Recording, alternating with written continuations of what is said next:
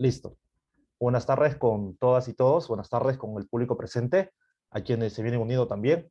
Me presento. Mi nombre es Martín Córdoba Pacheco y, bueno, seré el moderador en el evento que hoy nos reúne.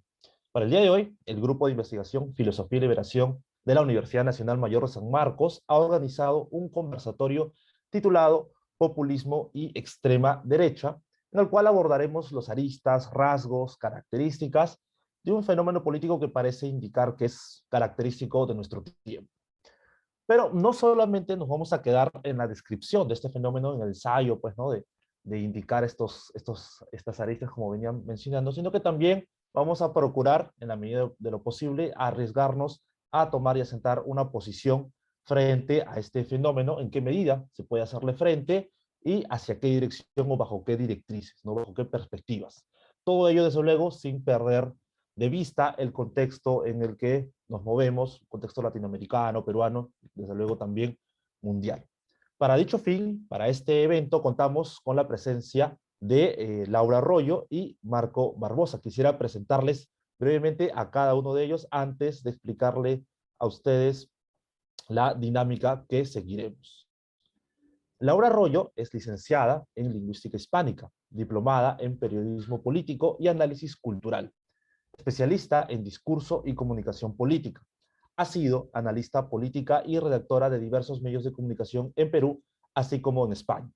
Ha trabajado en diseño, discurso y estrategia comunicativa en campañas electorales en ambos países.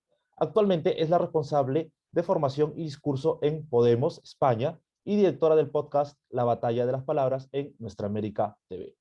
Muchas gracias a Laura por su presencia el día de hoy.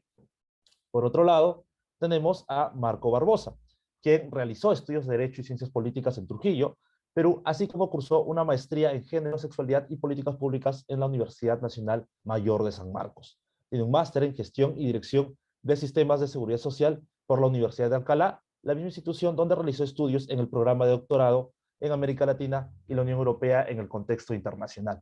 Ha sido docente en la Universidad Peruana Cayetano Heredia, el Instituto de Investigación en Estudios Latinoamericanos, la Universidad de Alcalá, así como también en la Universidad Nacional Mayor de San Marcos. Actualmente es doctorando en Filosofía, con mención en Historia de la Filosofía por la Universidad de San Marcos y miembro del Grupo de Investigación Filosofía y Liberación.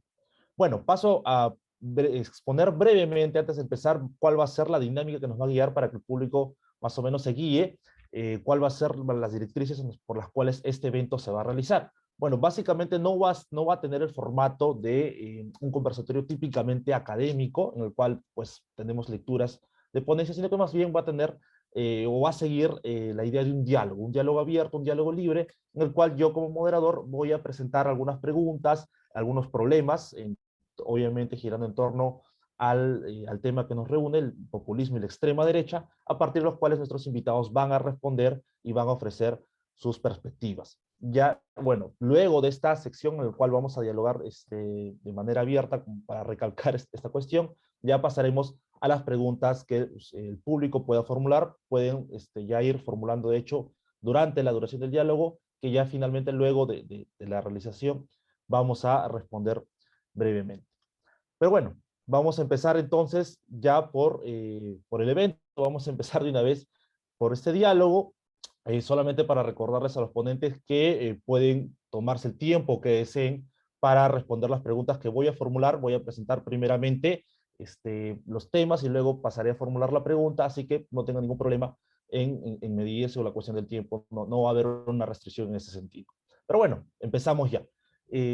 Hablamos de extrema derecha, hablamos de derecha y bueno, tanto la idea mismo como el espectro de derecha, al igual que me parece que la izquierda, no es del todo homogéneo. No podemos decir que son los mismos actores, son las mismas ideas para todos aquellos que comparten, pues, o que se suelen situar para este lado, por así decirlo, del espectro político. En la medida en que hablamos de una derecha radical, ¿no? De una derecha extrema, en la medida en que ya estamos colocando un adjetivo, ya hacemos de alguna u otra manera una distinción dentro, pues, de la propia derecha. En este sentido, la primera pregunta que quisiera hacerles, para empezar, bueno, por lo más básico, para ir calentando un poco el tema, es por la definición de la expresión misma, ¿no? Que nos acompaña ahora, que nos va a acompañar a lo largo de esta discusión.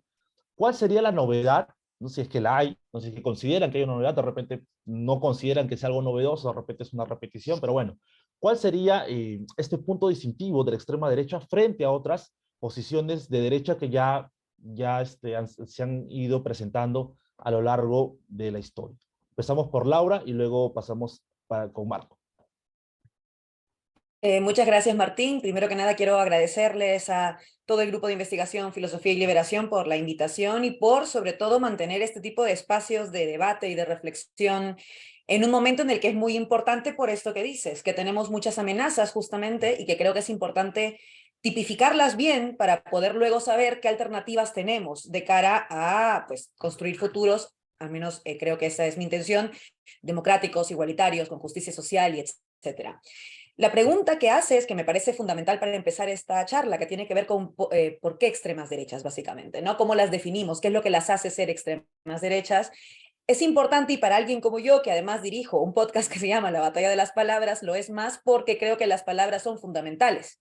Las palabras son dispositivos políticos, aunque a veces parezca que solamente sirven para nominalizar cosas. Las palabras no solo sirven para decir mesa o árbol o puente y nominalizar, sino también sirven para construir comunidades de sentido. Por eso creo que con las palabras hay que tener mucho cuidado y mucho respeto. Y creo que en el momento en el que estamos es importante entender también por qué llamamos extremas derechas a estas derechas. Voy a intentar hacer una definición lo más simple posible para que lo podamos entender fácilmente cualquiera. Creo que es evidente que en la geografía política, que podemos entender como una especie de línea, en una geografía política, hay diferentes espacios y diferentes posicionamientos. Es verdad que los clivajes más conocidos son izquierda y derecha, digamos, pero como bien apuntaba Martín, hay también heterogeneidad en esas izquierdas y heterogeneidad en ese espectro de las derechas. Pero son esto, como puntos cardinales dentro de la geografía política. Ahora bien, no es que simplemente signifiquen una posición dentro de esa geografía política, sino que defienden determinados valores. Y creo que esta es la clave. Hay valores que se pueden entender más conservadores, si queremos, un poco más de tradición también, un poco más de mantención, por eso que son conservadores, que se suelen atribuir a las derechas. Y otros valores que se relacionan más con el progresismo, más con la justicia social, con el reparto igualitario de la riqueza e incluso con el debate sobre cómo la producimos, vinculados más hacia la izquierda. ¿Qué pasa con la extrema derecha? Y creo que esto es fundamental. Es que la extrema derecha quiebra de alguna manera esa geografía y la lleva hacia, extremo por su nombre, la desplaza hacia un rincón donde hay valores que podrían defender las derechas que de pronto se encuentran completamente pervertidos, difusos y si no, ya invisibles. Y esto pasa, por ejemplo, con los valores democráticos. Las derechas liberales a nivel mundial, sobre todo a partir de, digamos, la victoria que tuvo el espacio democrático, por llamarlo de alguna manera, tras la Segunda Guerra Mundial, logró posicionar a la democracia liberal como hegemonía mundial. Y fue entonces que la democracia se asumió como la mejor forma de gobernar, como el mejor sistema de gobierno abiertamente, y goza de un apoyo hegemónico fundamental. ¿Qué ocurre? Que claro, cuando de pronto un espectro importante, porque yo creo que es importante que existan derechas y que existan valores conservadores en las sociedades, está muy bien tener opiniones diversas, cuando renuncian a la democracia y a la defensa de la democracia, es que entonces se extreman y nos llevan por un derrotero profundamente peligroso. Y creo que en este momento las extremas derechas no solamente han logrado evidenciar esta renuncia a los valores democráticos, sino que lo peor es que al ir hacia el extremo han logrado llevar con ellas a la mayoría de las derechas mundiales. La mayoría de las derechas mundiales ha sido canibalizada por el discurso de la extrema derecha o ultraderecha, si queremos llamarla así. Y eso es lo que resulta preocupante. Las derechas que mantienen el tenor democrático y un cordón sanitario contra las extremas derechas, eso lo vemos mucho en Europa, por ejemplo, son las menos. Podemos contarlas casi con una mano. Uno es, por ejemplo, el caso de la derecha alemana actualmente, pero son las menos. Y si miramos en nuestra región, o incluso si miramos solo al Perú, nos daremos cuenta que en efecto la derecha ha sido completamente canibalizada por un discurso de extrema derecha y han cedido a las coordenadas de la extrema derecha que atenta, insisto, contra la democracia. Entonces, lo que tenemos es a una extrema derecha que renuncia a la democracia, a los valores democráticos y ya ni qué decir a otro tipo de valores, y que eso es condición de posibilidad de que todo el tablero político se encuentre en problemas. Ahí está, diría yo, la gran diferencia entre derechas y extrema derechas, el carácter democrático de unas y el carácter antidemocrático de otras.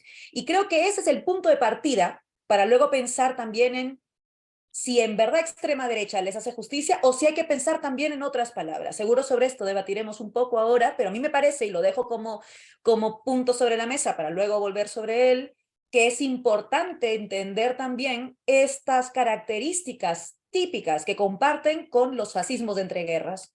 Muchísimas de estas extremas derechas. Pienso en la extrema derecha francesa, pienso en la extrema derecha española, pienso en la extrema derecha alemana, pienso en el trumpismo estadounidense, pienso en Bolsonaro en Brasil, pienso en Cast en Chile, beben del mismo pozo y mantienen los mismos discursos, estrategias e intenciones políticas que los fascismos de entreguerras, y por tanto creo que extrema derecha hace bien en designarlos, pero que habría que pensar también en otras palabras como posfascismos, neofascismos, etcétera, etcétera. Y ahí lo dejo por la primera intervención. Gracias Laura por tu respuesta. Marco, te escuchamos. Bueno, a la pregunta que planteas y escuchando a Laura, me da la impresión que hay una dificultad cada vez más grande en plantear una suerte de baremo y de línea demarcatoria en clave de izquierdas y derechas. Eso cada vez se hace más complicado. Creo que era Rafael Lloyé hace algunos años que decía que dentro de poco, en el siglo XXI, la división izquierda-derecha iba a quedar como un vestigio del sobrepasado siglo XX.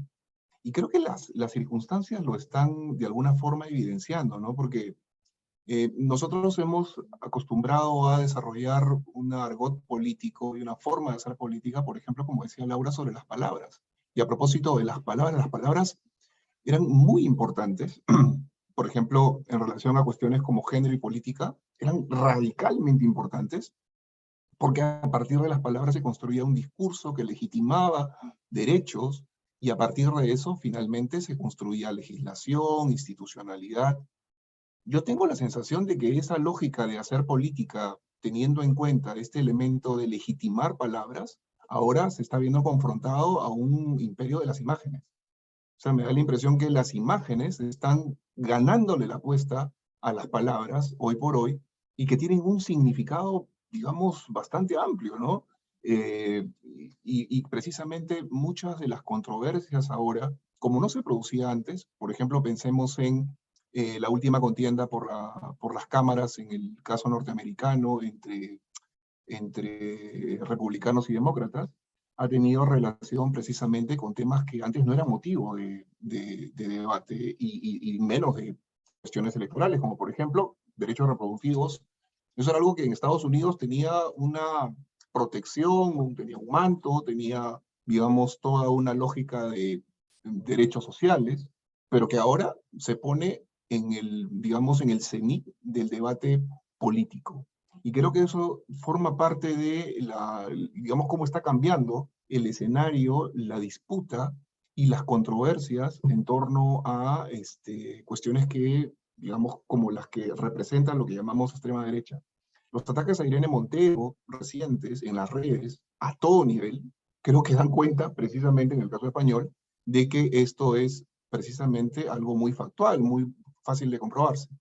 La otra cosa que creo que es importante para ir delineando cómo se constituye esto que llamamos extrema derecha tiene que ver con digamos, esta lógica de lo popular.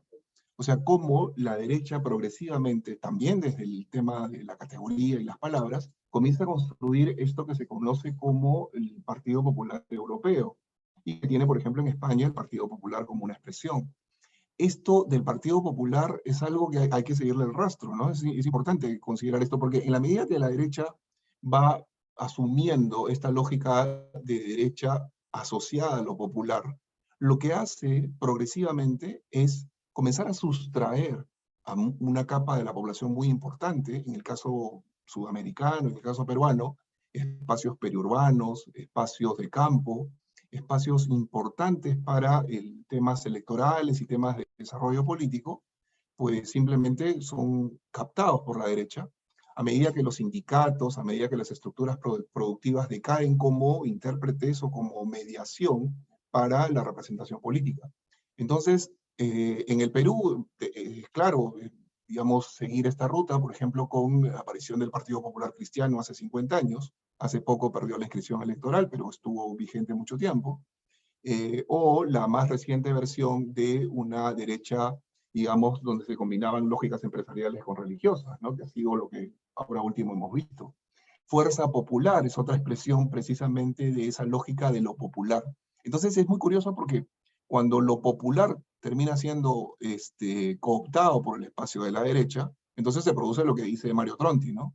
El esfuerzo intelectual de las izquierdas termina cediendo frente a una cooptación del espacio popular de la derecha y es una especie de entrega del pueblo al espacio de la derecha. Y esa entrega creo que tiene bastantes simbologías asociadas, es decir, es una entrega con lógicas de nostalgia, con elementos que tienen que ver con la historia, ¿no? Elementos antiguos, ¿no? El protagonismo medieval, que es una cuestión que va desde las plataformas digitales hasta discursos como Dios, Patria, Familia. Entonces, fíjense cuántos elementos aparecen allí y seguimos hablando del mismo espectro político. La propia radicalidad creo que tiene características muy particulares. Me da la impresión que a medida que se estudia más el fenómeno llamado extrema derecha, uno comienza a darse cuenta que tiene una particularidad muy, digamos, especial, y yo la llevaría a esta radicalidad estudiada, muy estudiada por historiadores y filósofos en el siglo XVII, que es una radicalidad principalmente religiosa, prohijada por guerras religiosas.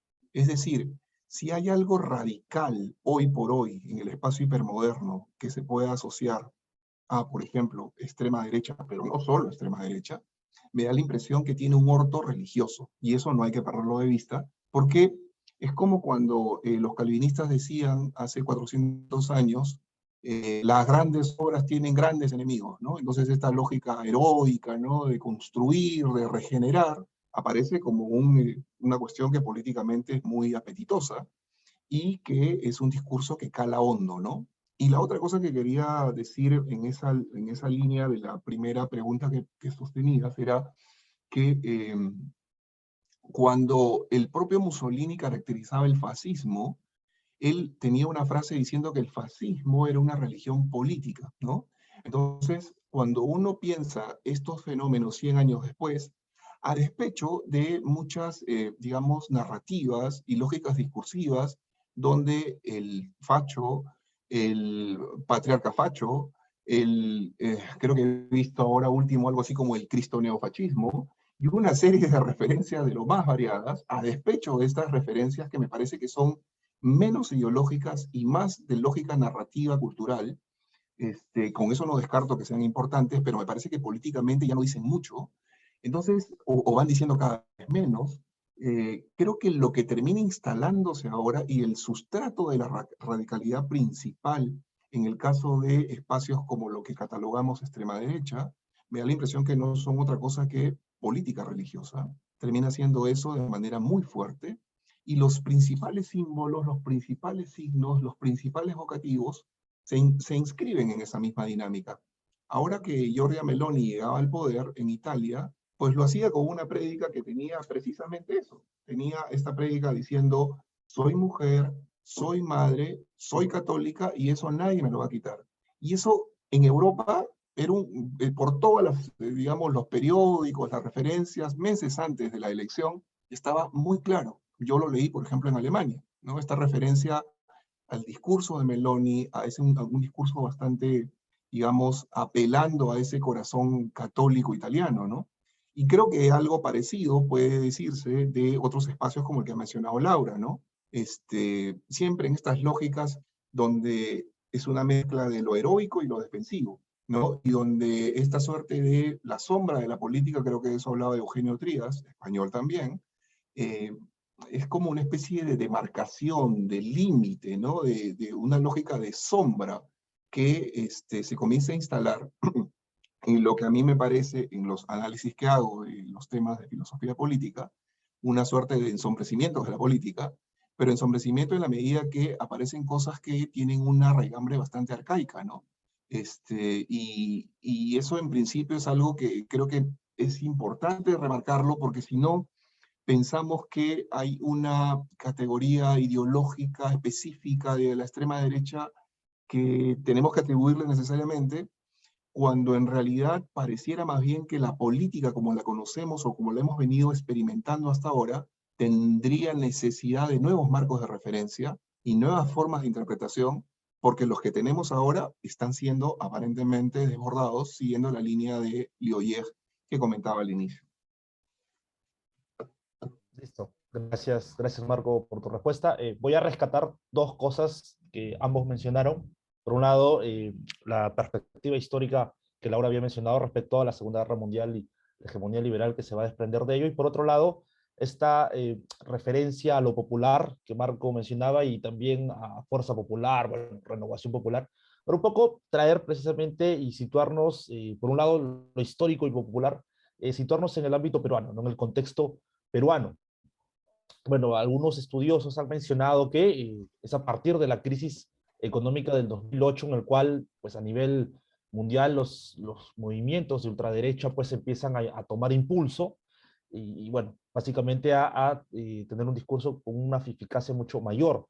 Sin embargo, en el Perú, donde, bueno, si bien nuestros procesos no son ajenos a estas dinámicas internacionales, pero al menos sí guardan una distinción, una lógica aparte, podríamos señalar un punto de inicio o de impulso a partir del cual pues la extrema derecha cobra mayor fuerza, a partir del cual pues vemos que se empieza a radicalizarse o a mostrarse o a tener mayor presencia esta radicalidad. ¿A partir de qué periodo podríamos decir pues que toma fuerza la extrema derecha?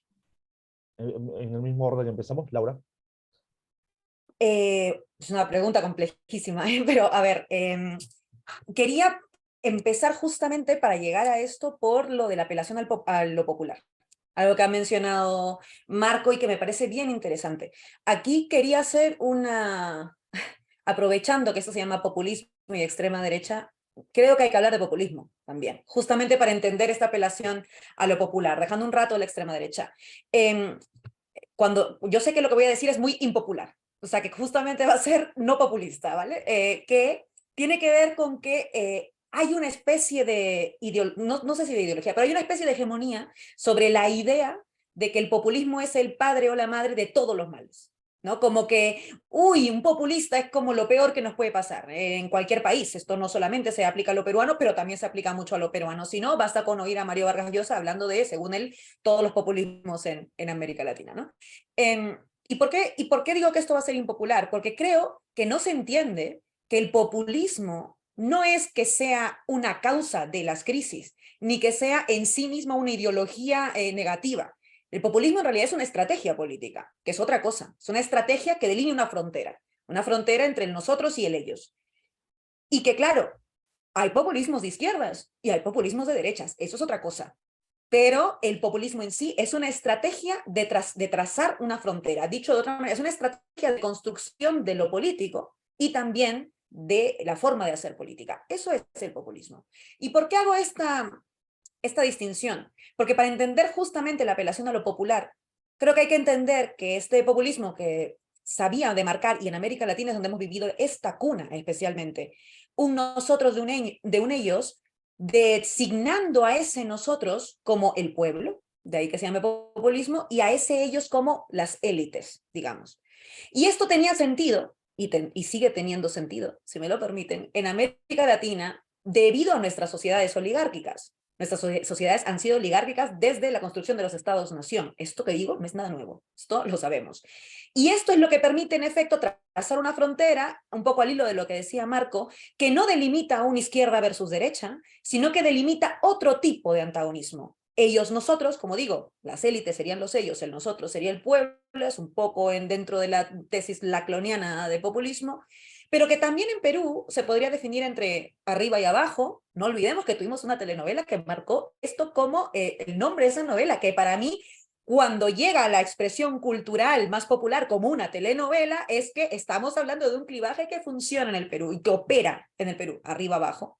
También podríamos entenderlo como los de siempre y los nadie o los nunca, si queremos, que fue algo a lo que apeló, por ejemplo, Pedro Castillo en las últimas elecciones, o que también puede funcionar entre, bueno, pobres y ricos, si queremos. Tal vez es un poco más simplón, pero es otro tipo de dicotomía, es otro tipo de geografía, si queremos, también política. ¿Por qué esto es importante? Porque creo que, y aquí es donde entra la respuesta a la pregunta, creo que las extremas derechas son muy inteligentes. Y creo que hacemos mal cuando decimos ese Trump es un tonto, es un torpe, es un bufón, es un payaso, porque en efecto tiene muchas formas de bufón y muchas formas de payaso, pero eso no quiere decir que no esté teniendo una estrategia, una táctica y un proyecto que defiende desde las coordenadas en que él quiera defenderlas estéticamente, discursivamente y en términos políticos. Y creo que la extrema derecha tiene esto que acabo de decir muy claro, que para que funcione una apelación a lo popular y volver a tener mayorías sociales de su lado, necesita cambiar ese clivaje y que ese pueblo versus élites cambie un poco de forma. Esto, que es lo que hacen las extremas derechas, es básicamente sostener el mismo modelo que les permite subsistir, que son las políticas neoliberales, que generan una profunda inseguridad en la ciudadanía. ¿Por qué inseguridad? No me refiero a la inseguridad de que sales y te roban el celular, eso también, pero la principal inseguridad que generan el neoliberalismo es que la ciudadanía ya no tiene respuestas a cuestiones vitales, como por ejemplo, no está segura de que mañana va a poder pagarle la escuela a sus hijos, la gente, o de que mañana va a poder llenar la refrigeradora, o de que va a tener un sueldo a fin de mes, o de que va a poder llevar a su hijo, insisto, eso, si se enferma, o a sus padres, o a sus madres, o a sus abuelas, si se enferman, a un hospital o una clínica porque a lo mejor va a tener que pagar muchísimo dinero y no puede costearlo. Esta inseguridad vital, esto es la inseguridad vital, es lo que utiliza la extrema derecha. ¿Y lo utiliza para qué? Para que en ese clima de miedo producto de la falta de respuestas, de las incertidumbres, de las inseguridades vitales, empiece a designar a un otro, que ya no son las élites, sino que son la misma ciudadanía precarizada.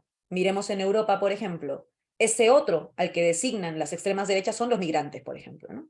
Ah, no, tú no tienes trabajo y no tienes sueldo a fin de mes porque han venido estos marroquíes a robarte el trabajo. Ese es el discurso de Vox, el discurso de Le Pen, el discurso clarito, además calcado, todos el mismo discurso. También la extrema derecha alemana, en su momento la extrema derecha griega, siempre apelando a ese otro al cual echarle la culpa. Entonces ya no les importa realmente apuntar al verdadero responsable, que son las políticas neoliberales que te vuelven precario en el sueldo, en el salario, en el trabajo, en los derechos laborales, en los derechos humanos, etcétera, sino a ese otro que también está en precariedad y que también es vulnerable. Si volvamos al Perú, que esto es lo interesante, ¿en qué periodo, en qué momento es que las extremas derechas logran empezar a calar, digamos? Es difícil rastrear por una razón muy concreta, a diferencia de los países europeos que han tenido estados de bienestar y que por eso en 2008 eso se quebró y decidieron pues mirar a las élites y culpar a las élites. En América Latina no hemos tenido estados de bienestar. En Sudamérica no sabe, o sea, en Perú además no sabemos lo que es la salud pública gratuita y de calidad. No tenemos idea, no lo hemos tenido. Tampoco educación pública gratuita, universal y de calidad. No hemos tenido, ya que te voy a decir de incluso el rezago o la resaca, si queremos, del fujimorismo. No entendemos lo que es transporte público y de calidad. No hemos tenido algo que hayamos perdido, con lo cual hayamos apuntado a las élites. A eso es a lo que me refiero. Sino que siempre hemos vivido ese proceso. Siempre hemos vivido en ese tipo de fractura social, por decirlo de alguna manera, entre unas mayorías sociales y una élite que gobierna. Esto desde la independencia, que luego esto te lo rebaten algunas personas, pero yo creo que hay que ser muy claras en que la república en la que hemos vivido siempre ha sido una república, por citar a Flores Galindo, sin ciudadanos, en efecto. Y esto es algo que ahora pues estamos viendo. Entonces, rastrear en qué momento lo tengo complicado, pero sí voy a dejar tal vez una intuición, porque algunos dirán que tal vez es en 2016, ¿no? En que el fujimorismo no aceptó que había perdido, esto lo dice mucho, ¿no? El fujimorismo no aceptó que habían perdido y entonces decidió hacer la oposición de PPK y con eso propició toda la crisis que estamos viviendo ahora. Sí y no. Un poquito sí, pero diría que también un poquito no. Diría yo que el gran gatillador de que las extremas derechas puedan ahora contar con ciertos apoyos que no son menores e incluso contar con poder concreto, porque creo que hay extremas derechas en el poder mediático, hay extrema derecha en el poder económico, hay extrema derecha en el poder judicial, hay extrema derecha en el poder empresarial y por supuesto que hay extrema derecha en el poder político peruano, o sea que están en todos los poderes, que esto es lo interesante. Yo creo que el gatillador principal son las políticas neoliberales instaladas con el régimen de la dictadura fujimorista, porque no es posible que la extrema derecha crezca sin ese caldo de cultivo. El caldo de cultivo fundamental son estas políticas neoliberales que fracturan las sociedades y por tanto permiten esta suerte de escenario de incertidumbres e inseguridades que estaba comentando al inicio y que es lo que supone una condición de posibilidad para que las extremas derechas luego puedan vertir su mensaje y crecer desde la apelación a lo popular que utilizan de máscara para en realidad sostener las mismas políticas neoliberales, que son las que nos condenan a la precariedad y a la desigualdad, ¿no? Entonces creo que no puedo decirte el momento en que surgen, pero sí el gatillo para que puedan surgir décadas más adelante, creo que está claramente en la implantación de un sistema neoliberal que lo que hace es garantizar que sigamos individualizados, en precariedad, vulnerabilidad para la mayoría, desigualdad social atroz, por más que hablen de un crecimiento macroeconómico que nunca llegó a las mayorías, ni mucho menos a todos y a todas, y esto propicia las inseguridades que hoy son el gran alimento de las extremas derechas. Y solo un apunte adicional, lo que sí creo que ocurre hoy, que no ocurría tal vez antes de 2021, mira, o sea que estoy hablando de casi el presente, de ahorita, lo que sí creo que ocurre hoy es que la extrema derecha peruana ha ganado algo, que antes, dentro de todo, había un muro de contención contra esto, pero la extrema derecha ahora sí ha ganado algo, porque, ojo, la extrema derecha no gana cuando gobierna, la extrema derecha gana cuando logra posicionar su discurso como un discurso normalizado y hegemónico en el país. Y el discurso de la extrema derecha en el Perú, que es un discurso de extrema derecha golpista, hay que decirlo, está instalado en la agenda pública todos los días desde antes de julio del 2021. Y esa es una victoria de la extrema derecha. Y creo que hay que tener muy claro, entonces, que nos encontramos en un escenario donde ya han ganado algo, y a partir de ahí, pues esto, entender cómo hacer para resolver una situación que claramente no es beneficiosa, ¿no? Gracias, gracias Laura. Barco. Sí, a ver, en relación a la pregunta y escuchando a Laura, eh, creo que era César Vallejo el que decía que este poema, el momento más grave de mi vida, ¿no? Y así empieza un poema y desarrolla, ¿no? La batalla de Bar, en fin. Entonces, preguntar un poco, responder a lo que nos decía Martín, sería pensar algo así como, ¿en qué momento la derecha hizo esta lógica reflexiva? Es decir, el momento más grave de mi vida. Por supuesto, después de Velasco, ¿no?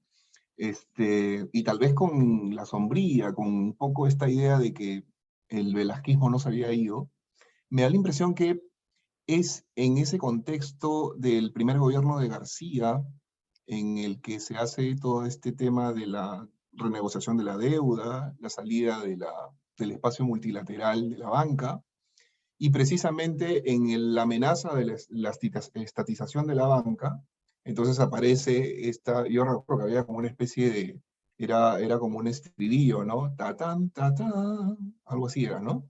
Fredemo, ¿no? Me parece que allí podemos encontrar un orto, ¿no? Un orto específico de en qué momento se comienza a producir una agrupación, ¿no?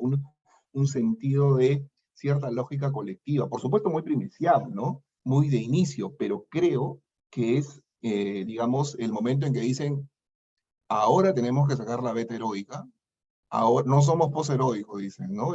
Posheroicos son los europeos, ¿no? Como en algún momento tuvieron esta referencia tan, que me parece un poco desatinada, pero que en algún momento Europa se consideró posheroica.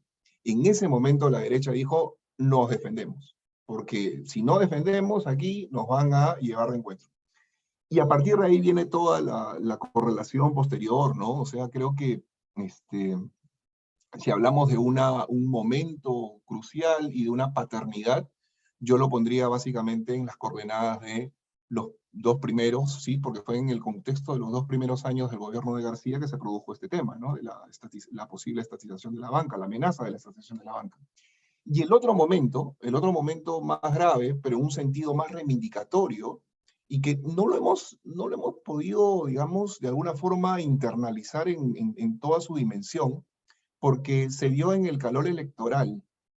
Me da la impresión que entre 2010 y 2011, en algún momento, sí, eran básicamente ya los escenarios de contienda entre Keiko Fujimori y Ollanta Humala, más o menos por ahí, surgió la frase, ¿sí? Por esa época era más o menos, surgió la frase la derecha bruta y achorada. Entonces yo no me imagino un espacio interpelador de un Pedro Beltrán, por ejemplo, 50 años antes, ¿no? En el contexto de los 60, en la época de Arguedas, ¿no? República de Indios, ¿no? En ese contexto de la reforma agraria, no me imagino, con eso que decía Laura, esa tendencia tan fuerte oligárquica, ¿no? Lógica de hacendado, que se le pudiera decir a la derecha bruta y achorada. Y además, ¿quién se lo decía también? Una izquierda cada vez más intelectual, ¿no? Una izquierda cada vez más cercana a, digamos, una defensa y un postulado relacionado con temas de derechos humanos, cosas muy importantes, pero que peligrosamente comenzaba a tomar distancia de las capas populares. Entonces creo que esa idea de lo bruto y achorado confirma precisamente esta tendencia de un amasijo, un espacio, un aparejo popular donde la derecha se siente pues a sus anchas, ¿no? Y cada vez más cómoda y confortable. Luego, Laura citaba el texto de Tito Flores Galindo, muy conocido por todos nosotros, República sin ciudadanos. Lo curioso es que ese texto ya fue respondido, y si recuerdo más o menos bien, hace 3 años, Alberto Vergara ha escrito exactamente lo inverso, Ciudadanos sin República.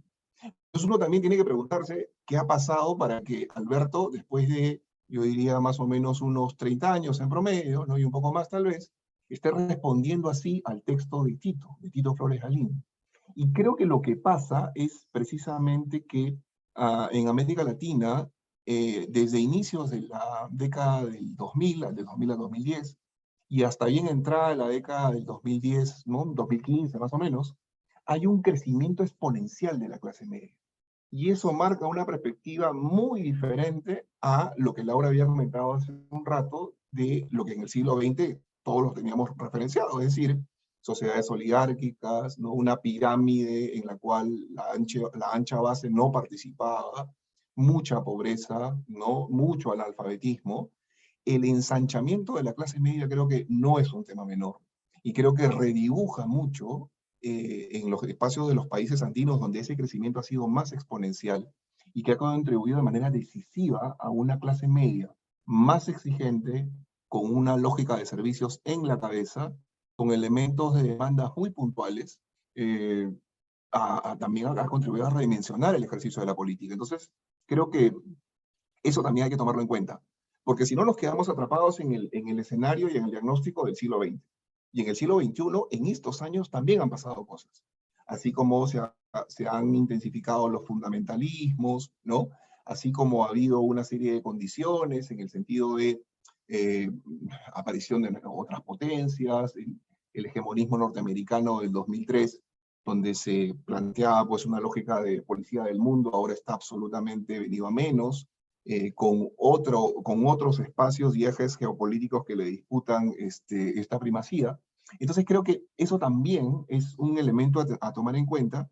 Y la última cosa que quería señalar en este bloque era que me da la impresión que no solamente se trata de pensar, porque eso nos acercaría mucho a esta lógica de una extrema derecha, que por ejemplo estaría más o menos en clave de esto, lo que se llamaba en algún momento los jóvenes iracundos en el espacio de la dramaturgia inglesa, ¿no? Que expresaban, ¿no? En términos de mucha ira, su descontento con el plano social, con lo que pasaba en el plano social, y que luego ha sido llevado a temas de género y masculinidades vía un autor muy conocido, Michael, creo que es Kimmel, relacionado con el tema de los hombres blancos iracundos o enojados, que son los votantes principales de Trump, sino que creo que hay dos tipos de redimensionamiento de expectativas, ¿no? Por un lado está esta cuestión que tiene que ver con los privilegios perdidos, ¿no? O sea, este asunto de todo lo que antes significaba mi vida, ¿no? Creo que me parece que Elisabetta Craveri tiene un texto de Los últimos libertinos, ¿no? Para graficar cómo el antiguo régimen comienza a acomodar el cerebro frente a la Revolución Francesa. Entonces, Uno cuando piensa en esta lógica de la extrema derecha siempre aparecen estos privilegios que ya no se ostentan, que ya no se detentan, ¿no? Que se han perdido y comienzan a culpar al otro, como decía Laura, ¿no? Ese es un escenario, por supuesto que sí, pero al lado de ese escenario, que creo que lo conocemos más o menos bien, también me parece que se construye otro que tiene que ver con las oportunidades desperdiciadas, porque en América Latina, sobre todo ya empezando la década del 2000, hay gobiernos de izquierda en América Latina, y no en pocos sitios. Hay un momento en que hay todo hay un escenario de gobierno de izquierda, y que es algo que se vuelve a producir ahora último. Entonces es una especie de oportunidades desperdiciadas por llegar al poder, y ahí la cosa no termina de cuajar. Las demandas siguen siendo pendientes. Entonces, como que la utopía se complica, porque muchas de los planteamientos de los partidos que no son de derecha y que tenían más posibilidad de gobernar, era precisamente eso, poder llegar al gobierno para hacer precisamente justicia, redistribución y una serie de cosas. Pero eso en América Latina ya se comienza a producir. Y se comienza a producir en momentos. Y es más, incluso hay esto que yo le llamo la política de bandazos, ¿no? La ciudadanía comienza a elegir a veces a un gobernante de izquierda y luego de derecha, y luego así, en varios países de América Latina. Entonces, son las oportunidades desperdiciadas y los privilegios perdidos, o esa sensación, la que confluye en torno a esto que estamos explorando, que es lo que es emblemático en la extrema derecha, lo que expresa la extrema derecha, pero que al expresarlo también nos está llevando a otra lógica demarcatoria. Insisto en ello. O sea, me da la impresión que a medida que más jala y más tironea la derecha con estas expresiones de hacer política, nos está llevando a un escenario en el que ya es más complicado aún decir izquierda para aquí, derecha para acá. Creo que eso es más difícil. Y tiene que ver con estas mismas lógicas de las que hablaba.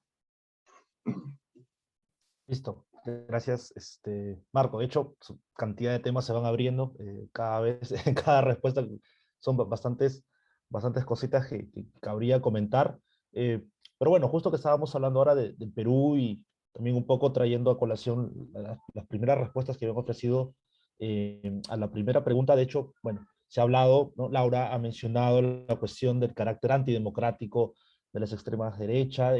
Marco ha hablado de la política religiosa, bueno, asociado siempre a cierto tipo de conservadurismo, pero en el Perú, al menos en cierto tipo de actores sociales, o bueno, ya lo voy a decir abiertamente, algunos congresistas, a veces también hacen uso o se escudan, ¿no? Dentro de esta lógica del término, justo que ahora Laura hablaba de la importancia de las palabras, ¿no? Del término libertad, ¿no? De la palabra libertad, ¿no? Que parece que forma parte importante también del vocabulario de los grupos de la extrema derecha. Entonces, mi pregunta o la pregunta que quisiera hacer, ya para terminar un poco de dibujar el escenario o esta parte descriptiva que había mencionado al principio en torno a la extrema derecha, va precisamente en esa dirección. Debemos conceder o renunciar, ¿no? A una defensa de otro entendimiento, otro significado de la libertad, o más bien habría que pugnar por una resignificación de la libertad, ¿no? O qué premisas habría que tener en cuenta para luchar precisamente por esta palabra, ¿no? Y bueno, con esta pregunta ya un poco como que vamos cambiando el tono del diálogo ya para pasar un poco ya a la parte de arriesgar posibilidades de confrontación, ¿no? Entonces, les escucho, Laura, empezamos contigo.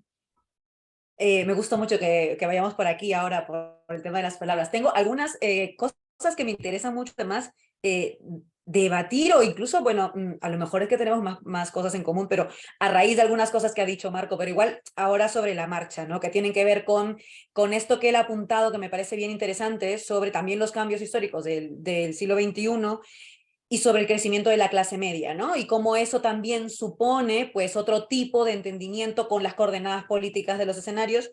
Decía que quería debatirlo, ¿por qué? Porque creo que también ahí, en realidad, no es tan distinto del siglo XX, en un sentido muy concreto, y es que el crecimiento de la clase media, en el caso peruano, no se puede entender disociándolo del crecimiento de la informalidad. Y la informalidad es aquello que permite una suerte de constitución populista peruana, muy concreta. Es como decir que los peruanos y las peruanas llevamos un populista dentro, porque no hay nada más anti-establishment que sacarle la vuelta a la ley todo el tiempo. que es parte constitutiva de nuestra forma identitaria de entender no solo lo político, sino nuestras relaciones sociales y nuestra identidad peruana. De esto hablaba hace poco tiempo con Carlos Meléndez, justamente a raíz del libro que sacó Populistas, y le preguntaba esto porque me parecía que lo de la informalidad ayuda a entender el carácter populista que tenemos también los peruanos y peruanas y por qué los discursos populistas calan también en nuestra sociedad. Y a raíz de eso, por eso, insisto, y porque ha dicho Velasco, y entonces digo, esto es interesante, vamos a hablar de Velasco un poco, también hay que entender, me parece, que después de Velasco es verdad que hubo una reacción fortísima de las élites, porque entendieron de alguna manera que todo aquello que Velasco había reivindicado, y también espacios de disputa cultural que son fundamentales en términos gramscianos, como lo que pasó con el Cinamos, tenía que ser erradicado porque ¿cómo iba a ser que estos indios podían creer que podían llegar al poder? Inmediatamente hubo una reacción de las élites que quisieron cerrar esto y ya el cierre final de esa reacción se dio con el gobierno de Alberto Fujimori. ¿Y por qué menciono esto? Para entender un poco esto que estábamos hablando de las extremas derechas, lo popular y el hoy en Perú. Es por entender también que el crecimiento de esa clase media informal que ha habido en el Perú no supone en ningún momento un cambio de eje sobre nuestra sociedad oligárquica. Al contrario, diría yo que profundiza las raíces de las sociedades oligárquicas en las que hemos vivido en América Latina y en Perú en particular. La clase media que tenemos en el Perú es una clase media profundamente neoliberal. Y como bien sabemos, el neoliberalismo no es un sistema económico, es un sistema mucho más amplio, es una cosmovisión. Me atrevería a decir que es un sistema palingenésico, como diría Raúl Sánchez Cedillo, que quiere decir que toca lo económico, lo social, lo político, lo económico, pero sobre todo que construye un sujeto político nuevo, un homo neoliberalis, si queremos, nuevo, que está dispuesto a entender y a vivir dentro de unas dinámicas que permiten seguir existiendo este sistema. Y de ahí que aparezca esto, por ejemplo, del peruano emprendedor, como una cosa positiva. Como en el momento en que se fractura y se vaporizan las relaciones sociales, deja de haber lo que en su momento pudimos llamar movimiento obrero, movimiento trabajador, digamos, en Perú, que con Velasco además se vio bastante revitalizado, se quiebran esas relaciones sociales y se entiende ahora una clase media desde la individualidad absoluta, donde esta figura del emprendedor es la cumbre máxima de esa individualidad. Y esa individualidad hace imposible cambiar la sociedad oligárquica peruana. Creo que esa es o sea, hay que entender que sí, hay más clase media, sí, por supuesto, y esto genera un sujeto político peruano también distinto, sí, también, pero es una clase media con un sujeto político profundamente neoliberales, y eso es lo que permite que entonces subsista el sistema oligárquico peruano. Y eso lo estamos viendo ahora, eso yo creo que no ha cambiado. Quería hacer ese punto porque además me parece que es muy debatible y es muy interesante entender también desde ahí, ¿no? El tipo de sociedad que se ha construido en el Perú, ¿no? Pero ahora vamos con la pregunta sobre libertad. Esta me gusta mucho porque además habla de palabras y creo que yo, por defecto profesional a lo mejor, pero nunca me gusta renunciar a las palabras. Soy de las primeras que cree que la disputa de las palabras es la disputa política. De alguna manera, disputar la palabra libertad supone disputar el término en sí mismo, supone disputar la libertad como concepto. Y yo creo que no hay que retroceder nunca, digamos, en ese sentido, sino disputar con todo libertad. Y para eso lo primero que hay que hacer es desnudar la falacia de la libertad defendida por las extremas derechas, no solo en Perú, sino a nivel mundial, porque la libertad es, en efecto, su gran caballito de batalla a nivel internacional. Porque, claro, ellos no defienden la libertad, ellos la llaman libertad, pero lo que ellos proponen es el individualismo. Y como libertad suena mejor que individualismo, porque cualquiera que salga a la calle y diga yo defiendo el individualismo, no va a lograr convocar a mucha gente, pero si dicen libertad, a lo mejor sí convocan un poquito más, utilizan como disfraz la palabra libertad. ¿Y por qué lo digo? Porque la libertad solo existe en el ejercicio colectivo. No es posible entender libertad desde la individualidad. El ejercicio de la libertad está vinculado con las raíces que tienes con otros y con otras, con el ejercicio comunitario. Esto desde Grecia antigua, no desde ahora. Y sobre esto recomiendo la lectura del último libro de Miguel Yusti, un filósofo que habla de la travesía de la libertad. Y lo que hace básicamente es desmenuzar la tesis hegeliana de libertad y cómo la libertad solo puede entenderse con tres patas fundamentales: la pata de lo colectivo, la pata de lo individual y la pata de la realización social. Creo que cuando dicen cosas como es mi derecho a la libertad o es mi libertad comer chistris y todos deberían poder comer chistris como hace Alejandro Cabero, congresista, en cuanto sale Indecopia a decir que el chistris básicamente te mata porque es dañino para la salud, y lo que sale es Alejandro Cabero a decir todos tenemos derecho a matarnos si queremos, eso es lo que está diciendo. Que me recuerda, por cierto, mucho al discurso de Milei en Argentina, que es exactamente el mismo, que de hecho dijo, los argentinos y las argentinas tienen derecho a morir de hambre, a elegir morir de hambre. Esa fue su frase. Para que veamos las similitudes en este tema fundamental, lo que en realidad están diciendo es que hay que quebrar del todo lo público. Es básicamente la idea de que el Estado no tiene que existir en lo absoluto y dejar a todos los ciudadanos y todas las ciudadanas desamparados completamente frente a una serie de situaciones de riesgo, como es comer chistris o vacunarte, que en realidad es el mismo concepto detrás. Cuando Jair Bolsonaro en Brasil lo que señala es que la vacuna tiene que ser siempre voluntaria porque es una gripeciña y nada más, lo que te está diciendo es que el Estado va a dejar a totalmente desamparados y desamparadas a las mayorías brasileñas, porque no se va a hacer cargo de un deber fundamental que es garantizar la salud de los ciudadanos y las ciudadanas. Eso no es libertad, eso es dejación de funciones. Y creo que hay que entender por esto el concepto de libertad que ellos plantean, que no es libertad, insisto, es individualidad absoluta. Y hay que decirlo, eso no es libertad, eso es individualidad. Busca, entre otras cosas, el desamparo de la mayoría social, porque entra dentro de la cosmovisión neoliberal de que cada uno se vale por su cuenta. El típico lema, sálvese quien pueda, que en realidad no es sálvese quien pueda, es sálvese quien tenga el dinero para salvarse. Siempre va a ser el mantra, va a ser esta la lógica detrás. Entonces, creo que es importante disputar libertad como esta palabra que nos han arrebatado, o que en todo caso yo diría que está en disputa, porque no nos han logrado arrebatar del todo. Yo diría que todavía hay ahorita mismo una disputa sobre estos términos, y plantear cómo la verdadera libertad solo se ejerce desde los espacios colectivos, desde lo comunitario, desde lo público y desde lo común. O sea, esto es de manual, digamos, y cómo la libertad de uno supone también respetar la libertad del otro. Sin esa simbiosis no hay libertad.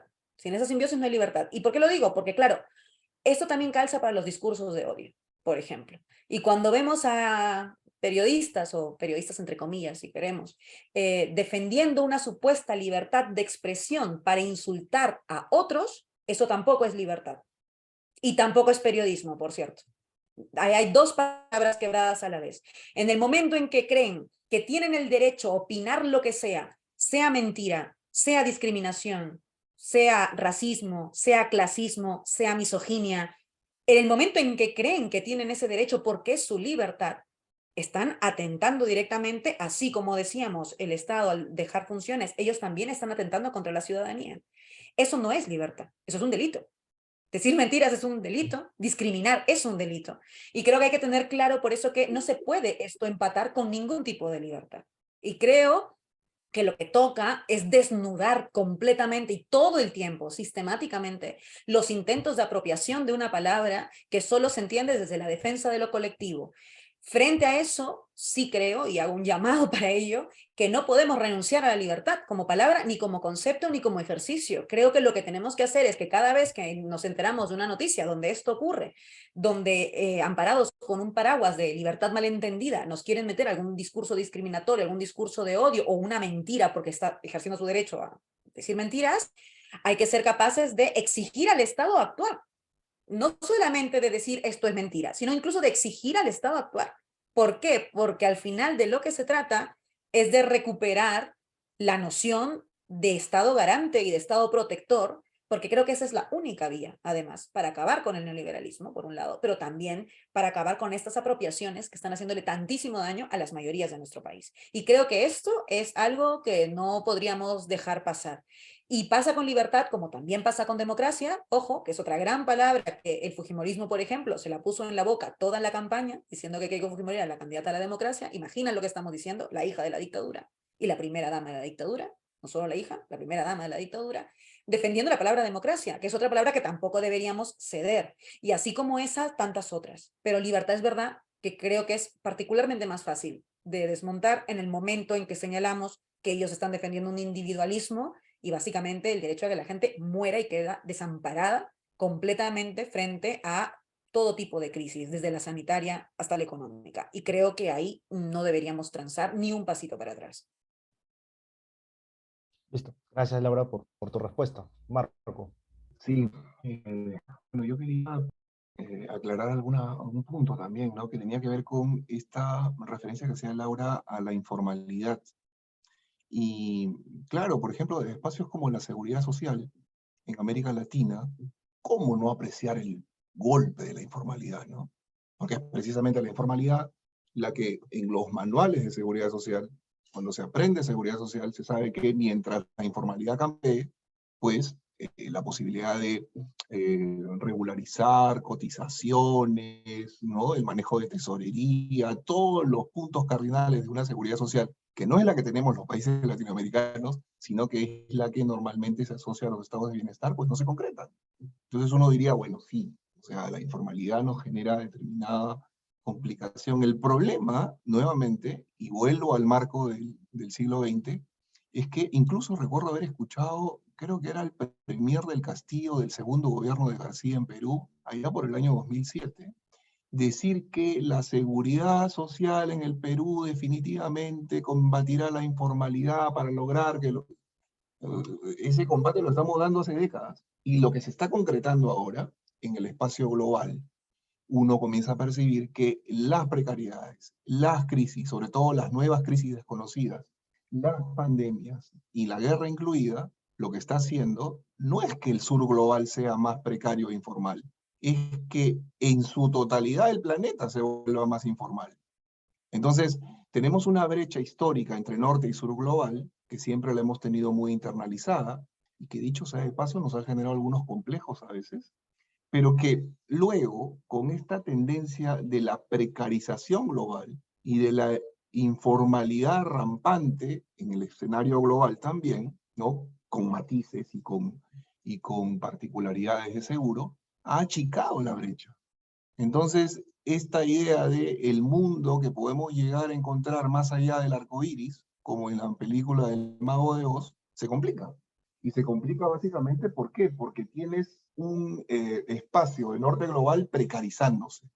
Yo recuerdo que tuve que escribir un artículo con una colega de la Universidad Queen Mary, de la cual soy investigador visitante también, de Londres. Tuvimos que escribir un artículo porque un profesor español y un profesor francés habían escrito Las estables democracias del odio, con un argumento absolutamente, digamos, desfasado, ¿no? Anquilosado, de división de mundo. Más o menos el argumento era algo así como, en Europa nos podemos odiar, ¿no? Nos podemos decir de todo.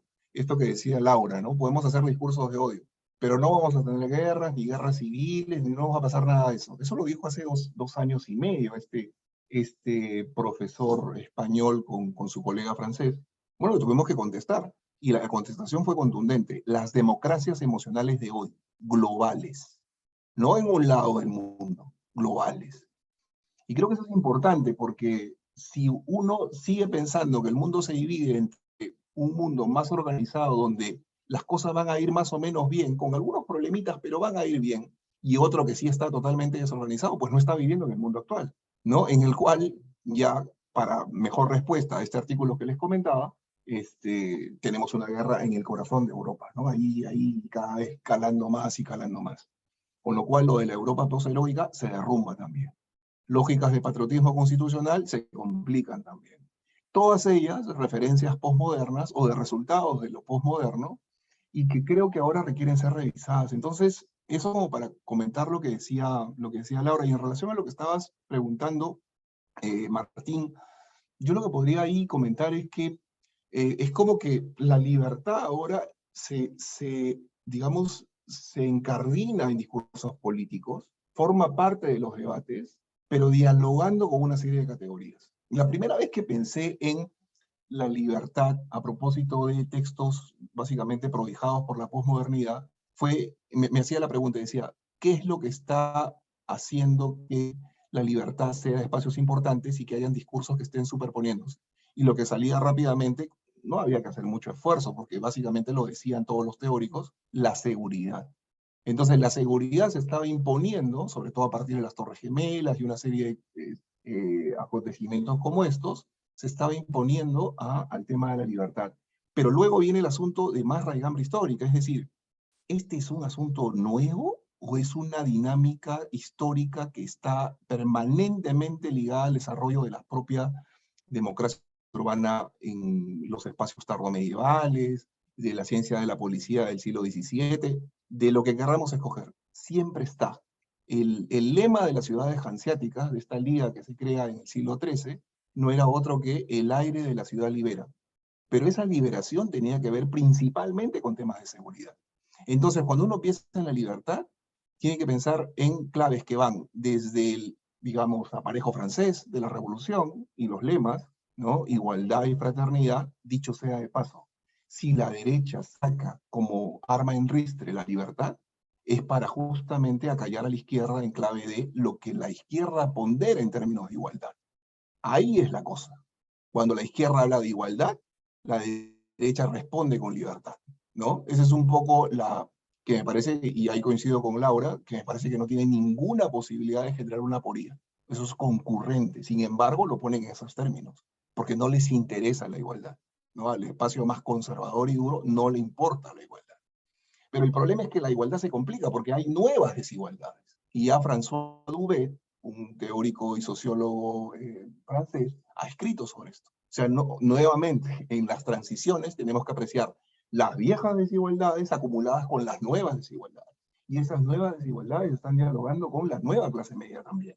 Entonces, si esa clase media es informal, emprendedora y todo lo que comentaba Laura, también está en una lógica de nuevas desigualdades, lo cual es contributivo del asunto de la libertad. Entonces, esa libertad surge en contextos donde se está interpelando y se están produciendo transiciones en las cuales menos referencia a la igualdad y más referencia al discurso tecnológico y lógicas de conectividad. Estar conectado termina siendo más importante que apostar por temas de igualdad. ¿Te das cuenta? Y esa es una simplificación terrible, pero mucha gente lo asume así. Y luego, el tema, por ejemplo, de fraternidad, para seguir con los lemas franceses de la Revolución, termina siendo, de alguna forma, redefinido en clave de una, lo que le podríamos llamar una felicidad absolutamente privatizada, que ya no es una felicidad pensada en clave colectiva, que tiene también su desarrollo histórico, podríamos hablar del capitalismo alemán, en fin, no, es una felicidad privatizada. Entonces la libertad dialoga con todas esas categorías. Felicidad privatizada, conectividad que se impone sobre los temas de igualdad, el tema de la fraternidad dejado de lado prácticamente en la trastienda. Ahí es donde entra este discurso de libertad, estos libertarios, estas lógicas de una libertad que además es bastante maleable, ¿no? Parece plastilina, ¿no? Cuando conviene, libertad. Y cuando no conviene, por ejemplo, temas de sexualidad, reproducción, no, ahí no libertad, ahí no. ¿No? Libertad cuando está en una lógica en la cual principalmente interpela elementos patrimoniales, económicos y financieros. Ahí sí. Pero en otras claves, no, ahí no. Esas libertades no me importan, dice el que se extrema en la lógica conservadora también. Y la otra cosa que quería comentar es que tan importante es considerar las transiciones que incluso las propias categorías que nos estaban legando hace nomás unos años, teóricos como Bauman o el propio Ulrich Beck, en torno a, por ejemplo, cuestiones como los tipos éticos posmodernos del vagabundo, el turista, están siendo refraseados, están siendo trascendidos. Y ahora lo que uno puede ver, y eso lo puedo comentar, hubo dos cosas que me llamaron la atención ahora último cuando estuve en Brasil, ¿no? Hace muy poquito, después de las elecciones. Fui a presentar un libro allá y me pasaron dos cosas que me llamaron mucho la atención. La manera como los bolsonaristas, los que apoyaban a Bolsonaro, encarnaban esta lógica de algo así como los defensores de la patria, ¿no? Con los colores de la verde amarela, la selección de fútbol, arropándose con la bandera del país. Entonces esos símbolos, esas lógicas de patria, me hacían pensar que incluso este concepto tan usado por la extrema derecha de patria no estaba haciendo alusión a lo que nosotros inmediatamente instalamos de, ok, Estado-nación, desarrollo de repúblicas, no. Era una cosa muchísimo más anterior. Era de atrás. Era ese concepto de patria ligado a antepasados. Era lo que yo entendí en ese momento y lo pensé así. Y de hecho estoy escribiendo sobre eso. La patria templo. O sea, esa ya no es una patria asociada a discursos democráticos. Es otra cosa. Pero eso es muy fuerte y lo encarnan de una manera algo así como auténticos peregrinos errantes por el espacio urbano, porque caminan por toda la ciudad. Y lo curioso es que precisamente personas que se decían progresistas, cuando veían a estos bolsonaristas, y mira ahí el otro dato importante, ¿no? Hacían la diferenciación. En la medida que veían un rasgo más asociado a la derecha en términos, digamos, de aspecto y de ropa, ¿no? O de cosas por el estilo, signos exteriores de riqueza, sí, ok, es de derecha. Pero cuando veían a alguien que no tenía esos rasgos y que tenía rasgos distintos, tal vez más populares o algo por el estilo, una cuestión absolutamente arbitraria del que estaba mirando, pobres de derecha, le decían. Fíjense, o sea, desde el espacio progresista se calificaba y se discernía en torno a quién sí encarnaba a la auténticamente derecha y quién no. Creo que ahí seguimos atrapados por las viejas divisiones. O sea, eso ahora ya no está funcionando. Funciona tal vez discursiva y narrativamente, pero ahí quería comentar algo que había señalado Laura también, que tiene que ver con esto de que incluso desde la filosofía y la estética, representantes españoles como José Jiménez han señalado, y eso no es un tema menor, que la diferenciación, el discernimiento, una perspectiva crítica respecto de la imagen es algo muy necesario, al punto de decir que la nueva Aufklärung, ¿ya? No cualquier cosa, en el siglo XXI era esa precisamente, la de poder percibir, discernir y tener un abordaje crítico respecto de la imagen. Con lo cual la palabra no se va de vacaciones, pero sabe que ahora tiene que compartir espacio con la imagen. Porque si no, nuevamente nos estamos quedando en el siglo XX, ¿sí? Porque hemos transitado de paradigmas de ciudadanía, el ciudadano bien informado, hemos pasado al ciudadano del reconocimiento identitario, ¿no? Y ahora estamos básicamente en una lógica de un ciudadano vigilante, ¿no? Un ciudadano que es vigilado, pero que también vigila, ¿sí? Y esa doble dimensión de ciudadano que es vigilado y que vigila, me parece que dialoga mucho con la cultura digital y con muchas cosas que tienen absoluta actualidad hoy por hoy. Y finalmente, confirmando precisamente que los marcos divisorios para poder entender el fenómeno del populismo y la extrema derecha está necesariamente aportando nuevas formas de discernimiento.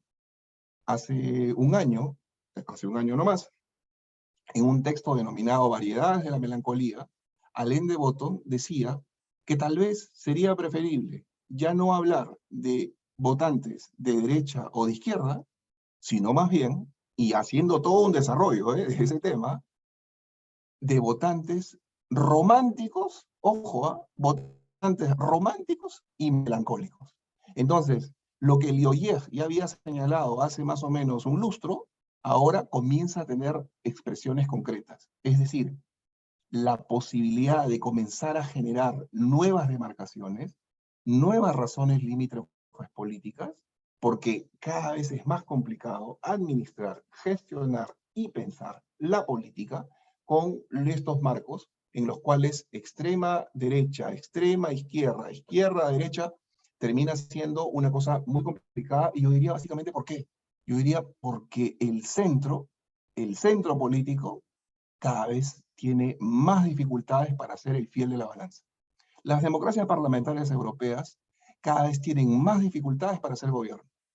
Porque claro, una cosa es hacer gobierno con 2, 3, 4 partidos, y otra cosa es hacer gobierno con 10, 12, 14, y eso la democracia española lo sabe bien.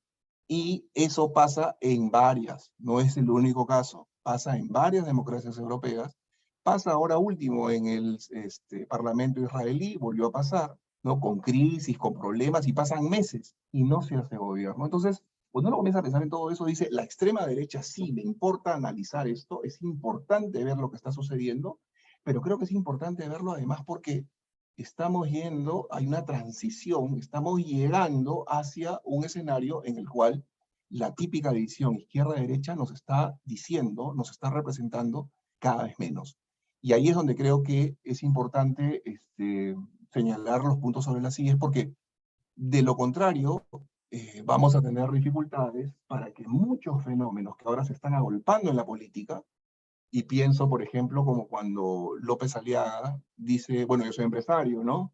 Pero a la vez que soy empresario, yo estoy enamorado de la Virgen, ¿no? Y así, básicamente su discurso es muy parecido a lo de Giorgia Meloni, es básicamente empresario, enamorado de la Virgen, y vamos a hacer a Lima una potencia mundial. Y lo eligen, ¿no? Y gana.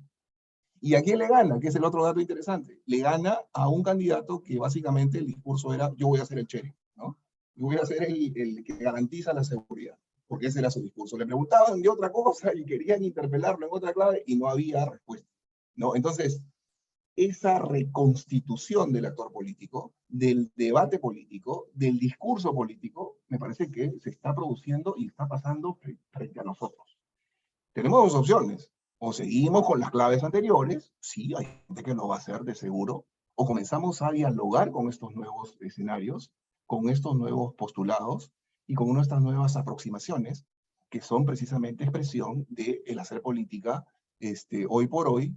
Y creo que ahí nuevamente, para retomar lo que decías y para ir cerrando, esta referencia que tú planteabas de pensar la extrema derecha, creo que es importante porque nos da muchos elementos para precisamente aproximarnos a qué cosa es, qué nos depara, hacia dónde estamos llegando, ¿no? Ese quo vadis de la nueva forma de hacer política en el siglo XXI.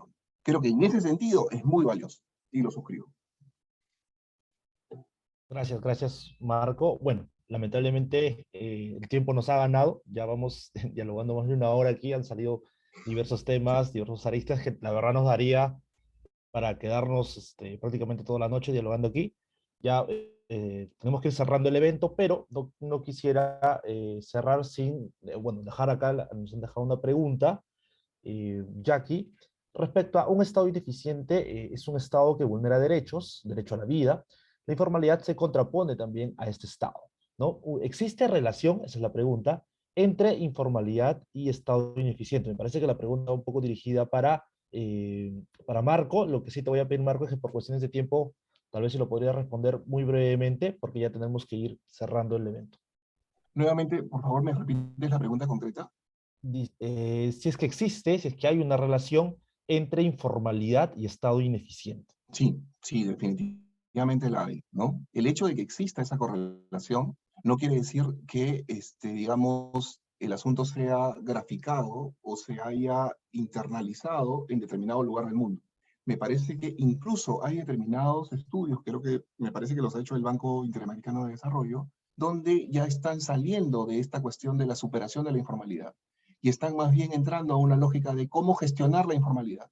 Algo así como una aceptación tácita de que la lucha contra la informalidad es una lucha que no tiene, digamos, cómo acreditar resultados concretos, ¿no? Ese rasgo en algunos últimos estudios me llamó mucho la atención, porque además, nuevamente, me parece que acredita una perspectiva global, ¿no? Entonces, estados ineficientes, por supuesto, ¿y cómo no lo podrían ser? Si además de la informalidad, la capacidad de representación política y de fragmentación del espacio electoral, ¿no?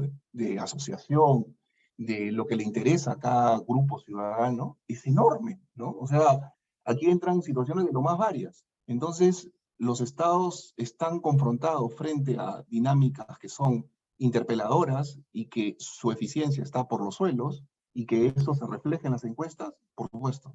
¿Cómo repensar eso? Yo creo que las matrices políticas, la manera como hemos venido haciendo la política, requieren allí un esfuerzo adicional, nuevamente, para salir de algunas trampas que a veces nosotros mismos no las ponemos, en el sentido de pensar elementos del siglo XXI con cuestiones del siglo XX. Y cierro con esto, Martín.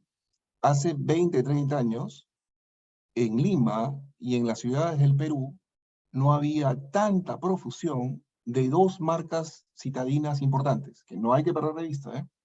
No había tantas iglesias y no había tantas veterinarias.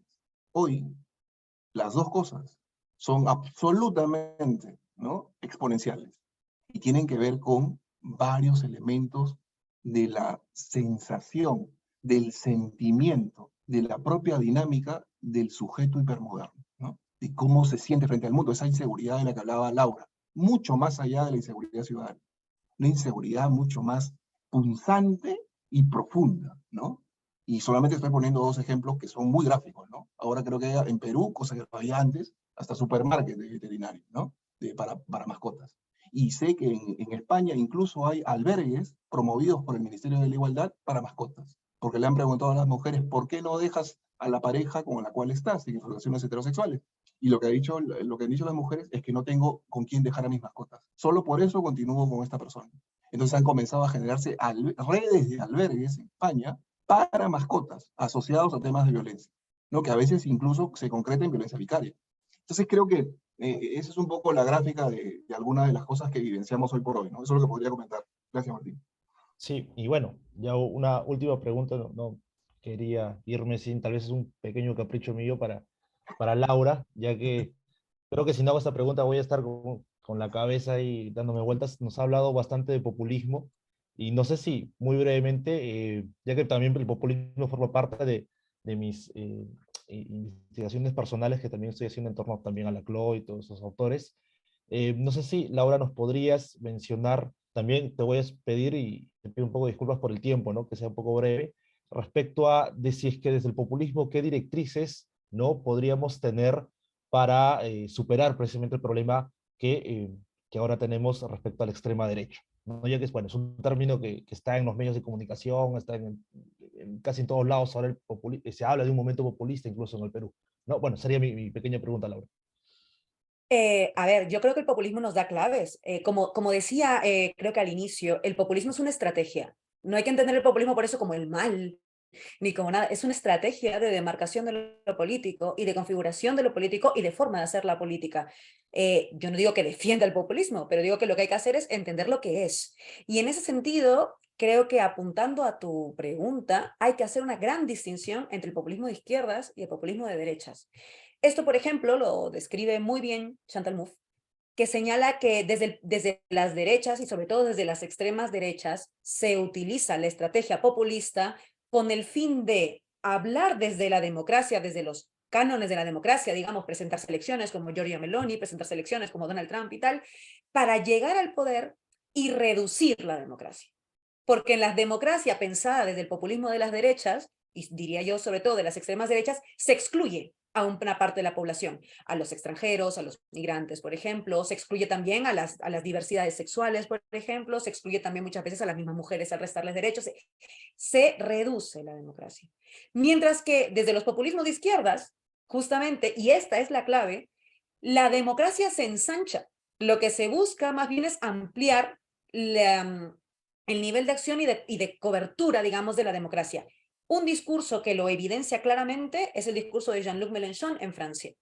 Todo su plan, y que podríamos decir también un poco de Gustavo Petro en Colombia, todo su discurso, su política, su programa electoral tiene que ver con ensanchar la democracia para incluir a más personas dentro de esa democracia. Entonces, claro que el populismo como estrategia, a mi juicio, es también un dique de contención contra el crecimiento de las extremas derechas que utilizan el populismo, como digo, para acabar con la democracia y para excluir a mayor cantidad de gente, entonces reducirla en su cobertura o en su paraguas. Y ese es el riesgo. Por eso es que cuando hablo de extremas derechas sí que creo que es importante entender que hablamos de la mayor amenaza para la democracia en la actualidad a nivel mundial. Y por lo mismo que entendemos esa amenaza, es que tendremos que entender que el populismo no es que sea pues el mal de todos los males, porque el populismo en sí como estrategia no existiría ni funcionaría si las democracias no estuvieran en crisis. Y son las democracias lo que está en crisis. Esto también lo mencionaba un poco ahora Marco. Son las democracias las que están en crisis y las que permiten que el populismo entonces calce y convoque a la ciudadanía. La pregunta es si va a ser un populismo de derecha o de extrema derecha que excluya a un sector de la población o si va a ser espacios de izquierdas, o podemos llamarlo espacios de transformación, movimientos por el cambio, mareas de cambio, lo que tú quieras, pero en realidad está dentro de las coordenadas de las izquierdas, dentro de esa geografía política, que lo que busca más bien es ensanchar la democracia. Creo que esa es la gran disputa de nuestro tiempo, entre el desorden que ha dejado el neoliberalismo y que nos sigue dejando, y que con la pandemia esto ya es indudable y no se puede ni rebatir porque es un hecho, el desorden neoliberal, e instalar un nuevo orden con otro tipo de alternativas de políticas públicas, pero también de discursos de batalla cultural que permite entender que solos y solas nos morimos, pero que en común es como nos salvamos. Y creo que esa es la clave y, digamos, también el gran debate de nuestro tiempo. Gracias, gracias por las respuestas. Ha sido un evento bastante productivo, les agradezco a los dos, han tocado una diversidad de temas que de hecho nos van a permitir pensar nuestro presente en una clave crítica para problematizar aquellos discursos que se vienen pues imponiendo. Muchas gracias Marco, muchas gracias Laura, te reitero mi agradecimiento por un poco el horario que sé que es un poco complicado, pero bueno, agradecer también a los presentes, a los que nos vienen siguiendo por Facebook. Se ha sido un evento organizado por el grupo de investigación, filosofía y liberación, y ya tendremos pronto noticias. El día de mañana también tenemos un evento sobre ciudadanías contemporáneas a las 11 de la mañana. Muchas gracias, Laura, y muchas gracias, Marco. Gracias, Laura. Gracias, Martín. Gracias a Gracias, ustedes. Vladimir. Adiós. Gracias, Gracias, profesor muy Miguel. amable. Gracias.